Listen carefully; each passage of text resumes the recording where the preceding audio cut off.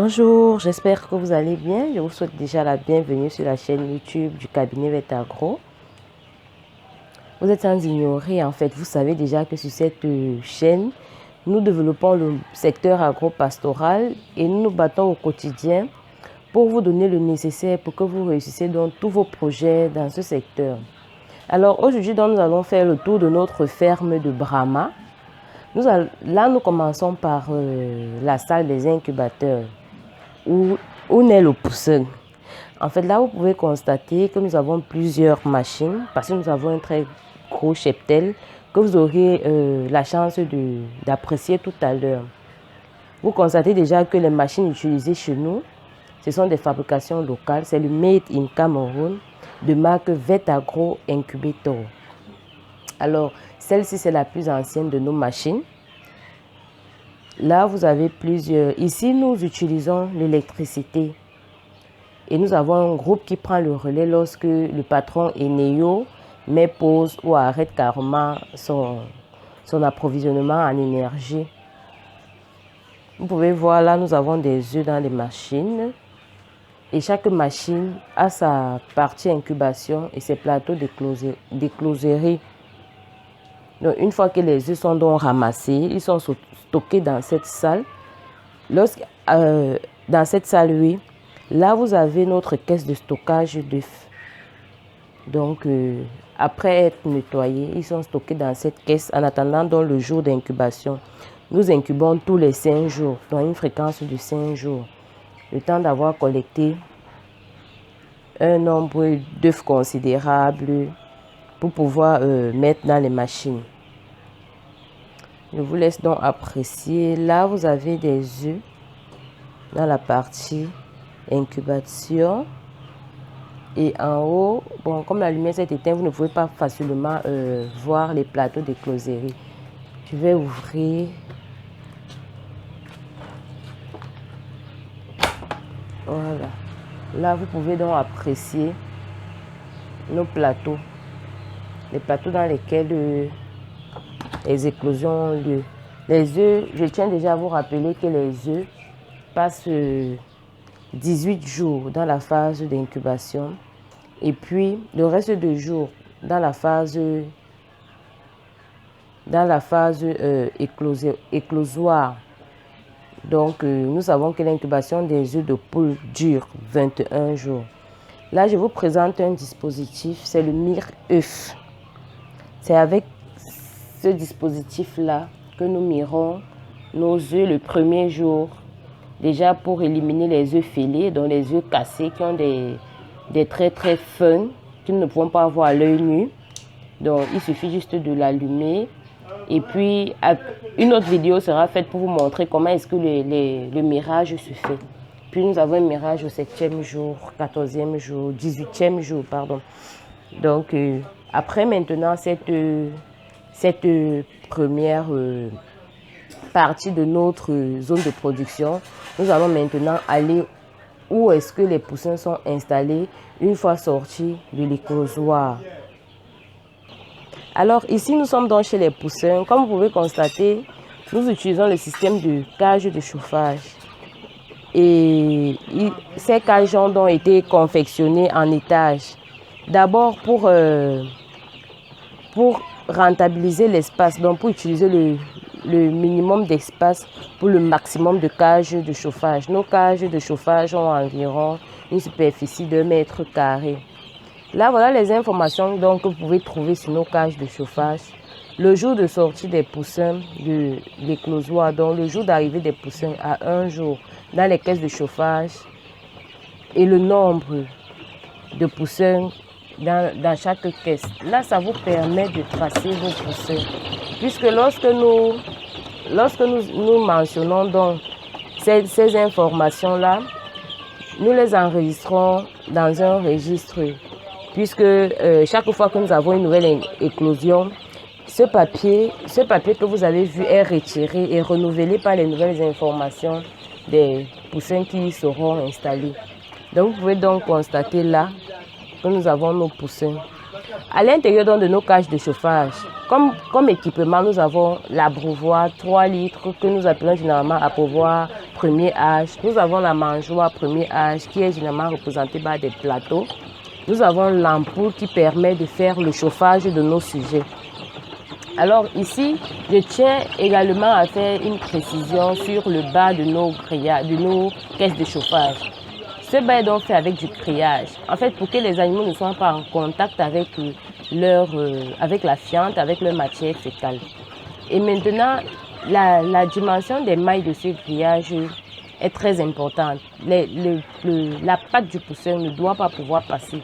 Sinon, vous retrouverez des poussins morts parce qu'ils n'ont pas peut-être pu s'alimenter ou ils peuvent être morts par douleur. Parce que vous-même, si vous coincez votre doigt à travers la porte, comme ça se fait souvent, vous imaginez déjà la douleur que vous ressentez. Donc, c'est pareil chez ces animaux. Maintenant, quand chaque employé passe, il est toujours nécessaire de faire un tour après pour voir si le travail était bien fait. Par exemple, là, vous voyez que la mangeoire a été mal placée. Elle est un peu, comment je vais dire, elle est penchée en fait. Et puis là, les animaux, lorsqu'ils entrent, comme ils ont cette sale habitude-là, ils versent l'aliment. Ça nous entraîne dans un gaspillage. L'élevage étant une activité économique, là nous enregistrons déjà des pertes. Donc il faille donc arranger la mangeoire. Voilà. Chaque matin, même avant de faire le service, il est très impératif d'abord d'observer vos animaux. Regardez le comportement de tout un chacun. L'avantage aussi avec les caisses de chauffage, c'est que nous n'avons pas trop d'animaux dans une caisse. Donc, ce qui fait que c'est très facile de mettre en évidence le comportement de chaque animal avant de passer au service d'aliments. Après le service d'aliments, regardez une fois de plus le comportement des animaux. Ils doivent se précipiter vers la mangeoire pour s'alimenter. S'ils ne le font pas, il y a un souci, il faut chercher le souci. Un autre paramètre dans nos caisses de chauffage, ce sont les trous d'aération que vous pouvez mettre en évidence là. Ces trous ne doivent pas être très gros pour pouvoir laisser passer soit des serpents, soit des lézards. Bon, tout autre animal externe qui peut mettre en danger la vie de vos poussins. Bon, vous avez là des poussins plus jeunes qui ont à ce jour, ils ont exactement 3 jours aujourd'hui. Donc, avant même d'installer les poussins dans nos caisses de chauffage, ils sont triés.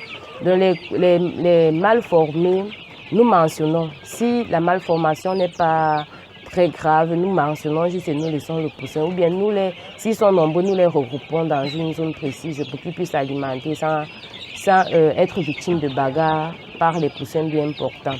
Nous mettons également les poussins qui n'ont pas le cordon bien cicatrisé de côté. Donc après le tri, ils sont installés dans nos caisses de chauffage que vous voyez là, où ils passent exactement 21 jours. Et pendant cette phase de démarrage, ils sont servis à volonté. Alors après cette phase de démarrage, nous passons dans la phase de croissance qui commence à partir de 21 jours. Donc une fois que les poussins sont sortis de ces caisses de chauffage, où est-ce que nous les mettons? Suivons la vidéo.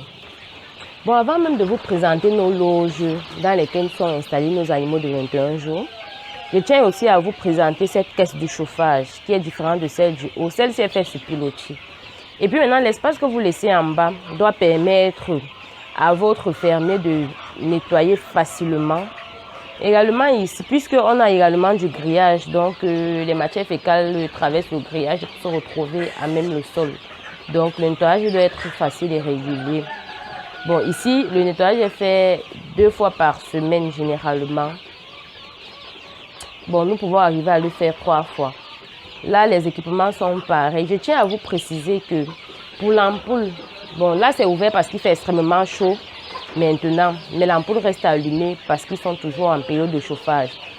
Bon, l'ajustement de la dimension de l'ampoule se fait avec ce fil. Et comment est-ce que nous pouvons savoir qu'il faut peut-être remonter l'ampoule, la rabaisser? C'est en fonction du comportement des sujets. Lorsque c'est fermé, nous avons toujours nos trous d'aération qui nous permettent également de voir le comportement des poussins avant l'ouverture de la cage. Donc, lorsque les poussins fuient l'ampoule, ça veut dire que là, ils ont chaud, l'ampoule est trop basse. Donc, il faut essayer de remonter. Mais lorsqu'ils viennent trop sous l'ampoule, ils ont froid. Alors, il faut essayer de rebaisser pour que la chaleur soit repartie dans la caisse de chauffage.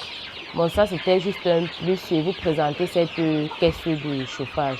Maintenant, nous allons donc passer dans la phase de croissance où nos sujets sont installés. Une fois que les sujets sont donc sortis de nos caisses de chauffage et qui sont donc âgés de 21 jours, ils sont donc installés dans ce que nous appelons chez nous les loges. Là, vous pouvez constater, nous valorisons vraiment les ressources locales du bois. Je vous laisse donc admirer nos différentes caisses nos différentes loges, autant pour moi. Nous utilisons de façon rationnelle notre espace.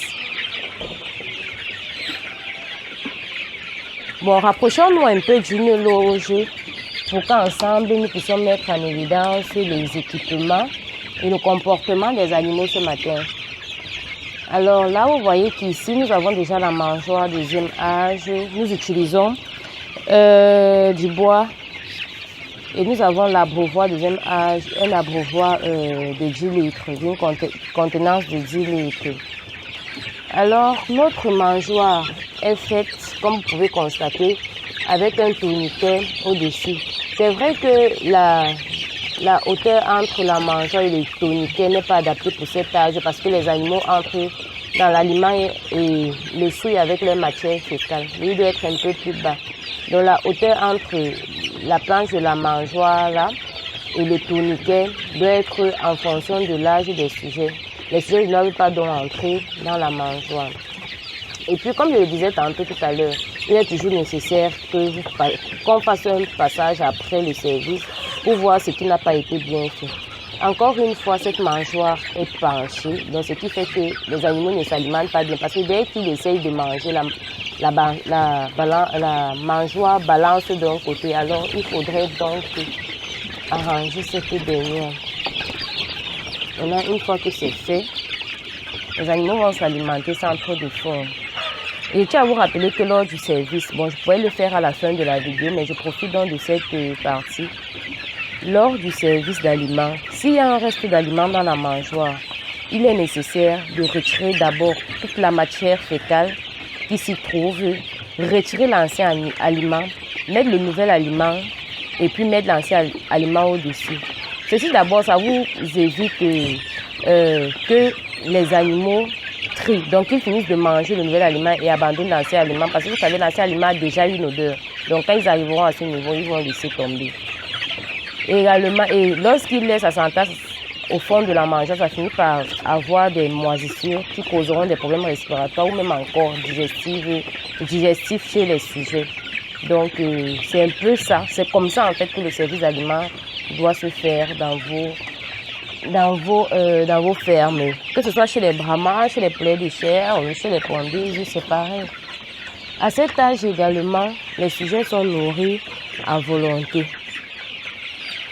Donc là, nous avons des sujets un peu plus âgés que ceux du bas.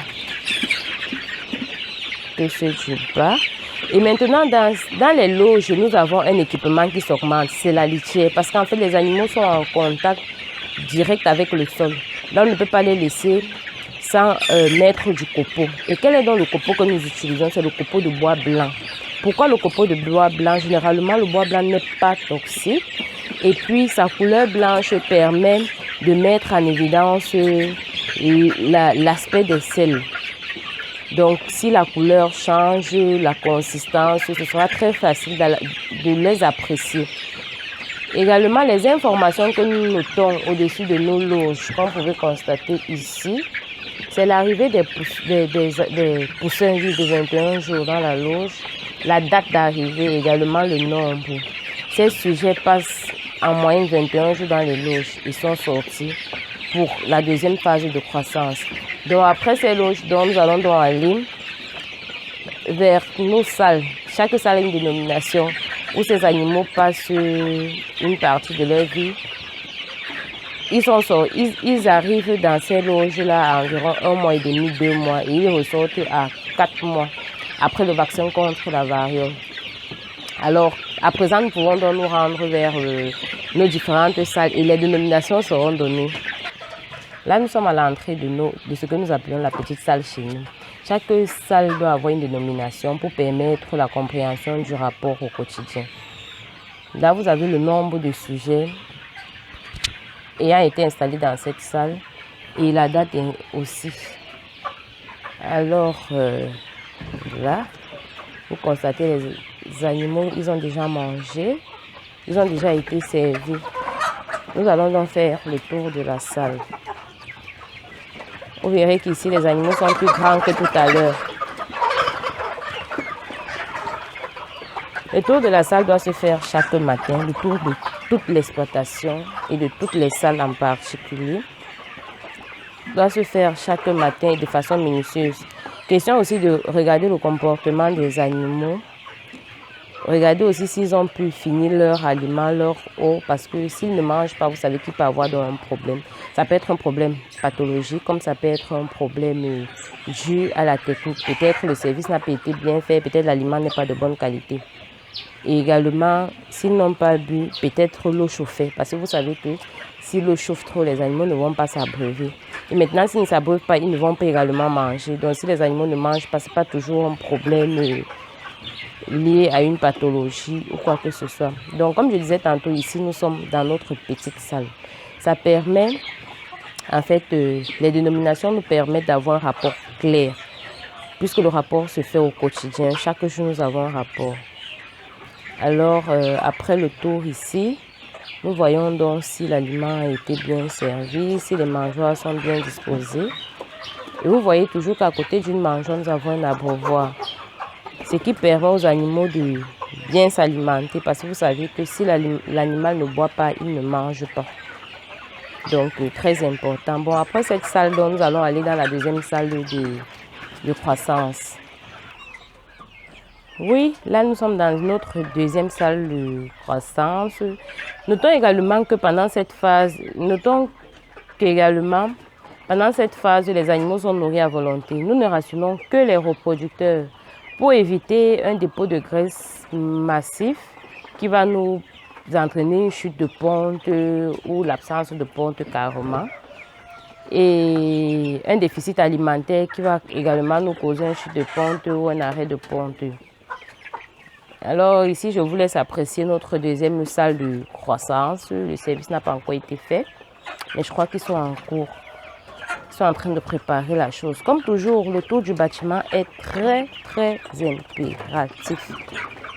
En faisant donc le tour du bâtiment, comme je le disais, mettre en évidence le comportement des animaux.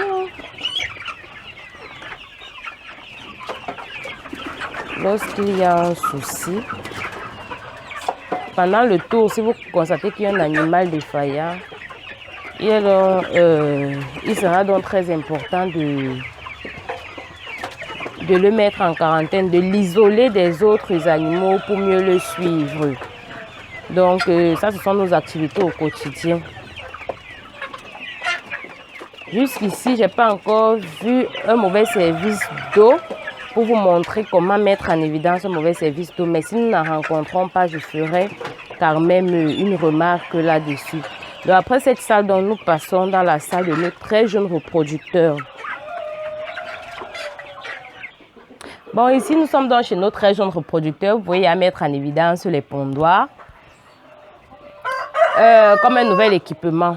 Ici, nous avons deux systèmes. Nous avons les animaux à même le sol et nous avons la batterie. Toujours utiliser rationnellement l'espace disponible chez vous.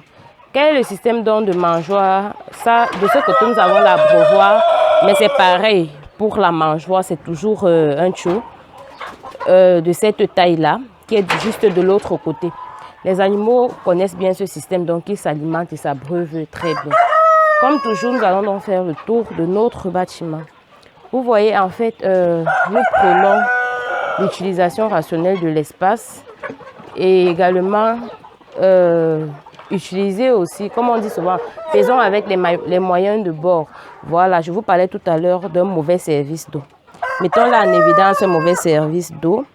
Vous voyez là, soit il a tourné à cet endroit et l'eau s'est versée, soit ce sont les animaux qui le font, mais je crois que les animaux le font également. Donc lorsque c'est donc comme ça, étant donné qu'une litière mouillée favorise le développement des agents pathogènes, ce qui va donc contaminer nos animaux. Et nous ne voulons pas donc avoir d'animaux malades. Nous, dans l'élevage de Brahma, vraiment, nous valorisons l'utilisation moindre des produits vétérinaires. Nous voulons vraiment que ce soit un élevage bio. Alors, lorsque la litière est mouillée, comme vous pouvez constater là, il faudrait donc que toute la partie mouillée soit retirée, remplacée par du copeau sec. Bon, ce sera fait tout à l'heure. Dès que je finis de faire le tour, je fais dans la remarque et puis directement, soit je le fais par moi-même, soit j'envoie quelqu'un le faire. Là, vous avez dans nos pondoirs, comme je le disais tantôt, vous avez là la mangeoire. Ils n'ont pas encore été servis, mais ça se fera.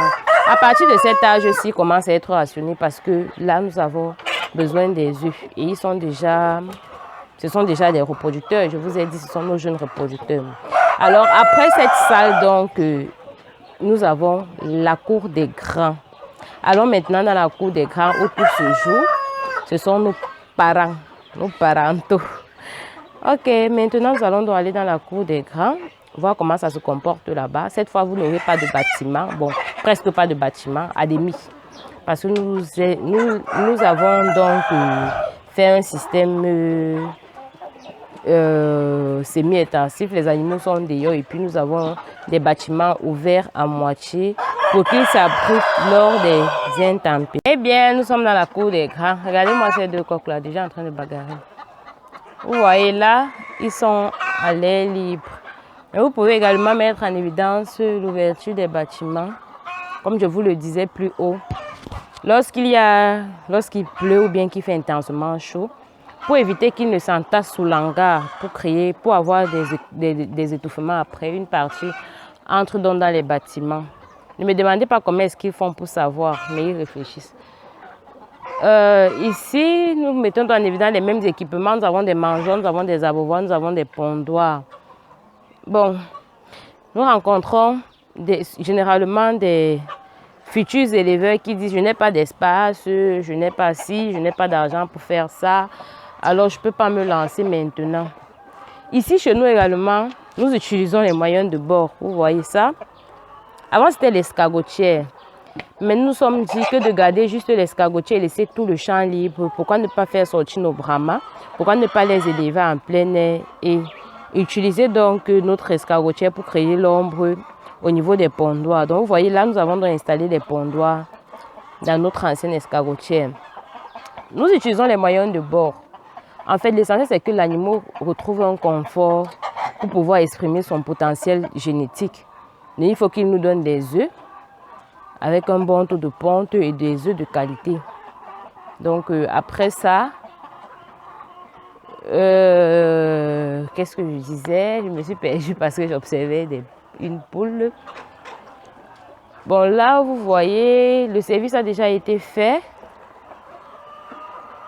Bon, ceux-ci également sont rationnés. Ils sont rationnés donc à une quantité de 120 grammes par sujet par jour.